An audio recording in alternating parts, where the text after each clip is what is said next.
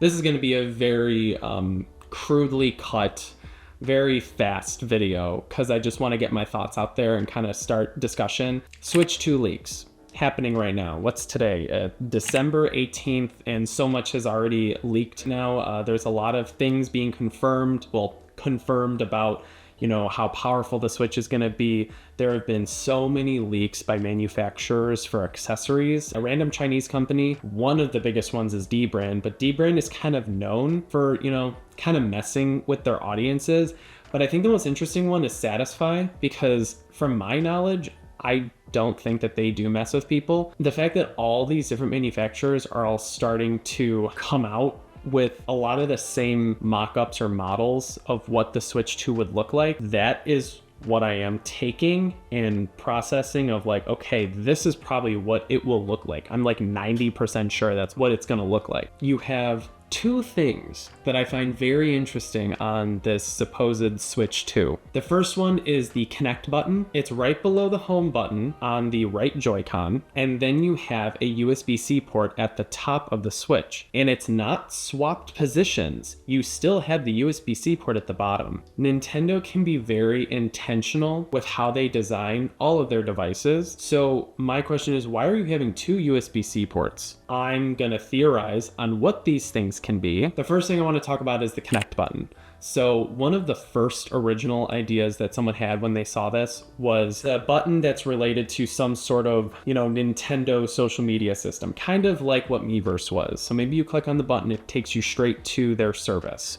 Or it's a button that you use after you take a screenshot or a video and it uploads the clip to, whatever that social media service is. The other theory that I find very interesting is the Cast or Connect option, which the Cast and Connect option would be basically what the Wii U is. You have your tablet, which is going to be your Switch system, and you press the button and it communicates with the dock and then puts on the TV whatever you're playing. If you know Nintendo, when they have an idea, if it didn't work the first time, you know that they will try it again the next time. Perfect example is the whole 3D craze. Back when the GameCube was coming out, they had a GameCube with the capabilities of making the picture 3D. It just never came to fruition because it was too expensive to produce at the time. And then they also had the Virtual Boy, and then later on came the 3DS, and that was the successful system with 3D. The Wii U, in theory, I think was a good idea. It was marketed awful. The Switch was a refined version of the Wii U. Basically, just take it wherever you go. It doesn't have to be just your house in another room. It can be anywhere you want. But how do you make a portable system a lot more unique nowadays in 2024 and, gonna be 2025, where everyone is doing the same thing? You bring back, the Wii U in this feature, but I don't think that Nintendo would make it a big selling point, because if they made it a big selling point, I think that would scare away a lot of developers, because they would feel like they would need to develop for that feature, which that was the thing that scared them away from the Wii U, and why the Wii U did really bad was a lack of third-party support. So if they treat this as an optional feature, I think it could work. You have the option to bring back a lot of games that are either stuck on the DS or the 3DS or even stuck on the Wii U because they need that second screen functionality. A good example is Nintendo Land. You have the Switch itself be like the Wii U gamepad, and you have 4 other Pro controllers or 4 other Joy-Cons connect to that Switch dock or the actual Switch system itself.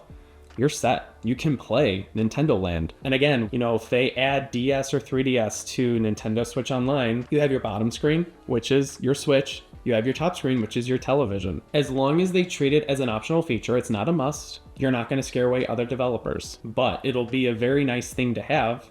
And it gives them that option to let them kind of experiment with ways to mess around with it, kind of like the IR sensor, kind of like, the HD rumble. They didn't use a lot of it, but, it was there in case they wanted to. And it was used for a lot of more experimental things like Labo and all that. One thing I thought about was, is this why Nintendo didn't release the Wind Waker HD and Twilight Princess HD ports onto the Switch? Because one of the big selling points for those games, that yes, it was HD and everything, but you can access your inventory inventory from the Wii U gamepad. That's it. You didn't have to pause, you didn't have to do anything. You could look at your map at the bottom. You can play it without the Wii U gamepad. You can play it with the Pro Controller. The only thing you're really missing is that second screen feature, and then you're also missing the gyroscope. If you port it to the Switch, you can have gyroscope in the Pro Controller. That's it. Done deal. You're good to go. But if they're waiting for the Switch 2, if that cast button is actually a real thing, you can have the full Wii U experience with those games.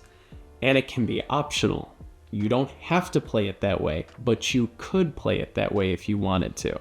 And I think that is something that can kind of support this whole idea, because other than that, why didn't they put the Wind Waker HD ports and Twilight Princess ports on the Switch? But that's just, that's just an idea that I have. But then you run into the issue of, you take your Switch on the go. On vacation, you're not going to bring your dock with you because, you're not going to spend that much time in the house, but you want to play your game anyways, in the car, on the plane, whatever. How are you going to get that dual screen experience? Why is there a USB-C port at the top? My theory is that you're going to get a peripheral that you can buy separately, or maybe it will come with the Switch. I don't know.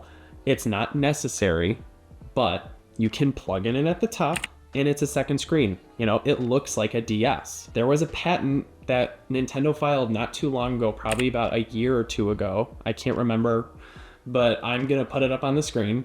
And it was a Switch-like device with a screen on it that you can attach, and it folded down like a DS. And then I think there was another screen on the other side of it, which I don't know what you would use that for, but this gives you that option to have that casting feature on the go. And then you can play, DS games and 3DS games a lot more traditionally. And then if you have a game like Wind Waker or Twilight Princess HD, you can play those games on the go with, the dual screen feature of your inventory at the bottom, then you have your main game at the top. That is pretty much it. Just quick little conversation I wanted to have. If you guys have any other ideas, any other theories on this stuff, anything that I missed that you guys want to point out, let me know in the comments below. And I don't think I will be doing any more theories or anything on the Switch 2, but I will probably start discussing it more once it is announced by Nintendo. Seems to be, January possibly, but we do know for sure it's going to be 2025. I will be getting it. I will be unboxing it. I will be talking about it, talking about accessories that will come out later, talking about all that fun stuff. And if you guys ever want to see all that, subscribe and stay tuned. And I'll see you guys in the next video.